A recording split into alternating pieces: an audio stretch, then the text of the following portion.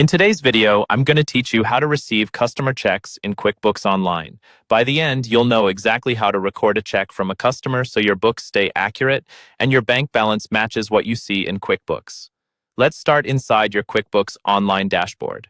When you're ready to record a customer check, go to the top left or top center of your screen and click the New button, sometimes shown as a plus sign. From the menu that appears, look for the option labeled Bank Deposit and select it. This is where QuickBooks collects all the individual payments you want to group into a single bank deposit, just like what will appear on your bank statement. On the bank deposit screen, the first thing you need to do is choose the bank account where the funds will go. Use the drop-down at the top to pick the correct account, such as your main checking account. Make sure this matches the account where you'll actually be depositing the physical check, so reconciliation is easy later. Next, scroll down to the section where you can add a new line for the deposit. In the Received From drop-down, select the customer who sent you the check. This links the money you're depositing to that specific customer, which helps keep your customer balances and reports accurate. If you don't see the customer's name right away, start typing it in the box, and QuickBooks will narrow down the list.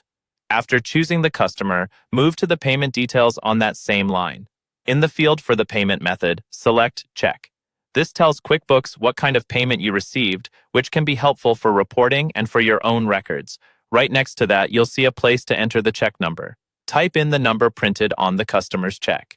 Recording the check number is useful if you ever need to trace a payment or answer questions from the customer or your bank. Now, enter the amount of the check in the amount field. Double-check the figure against the actual check to make sure it's correct. It's a good habit to pause for a moment and confirm that the customer name, payment method, check number, and amount all match what you have in your hand. Once everything looks good, go to the bottom right of the screen and click Save and Close. QuickBooks will record the deposit into the bank account you selected, and your customer's payment will now be reflected in your books.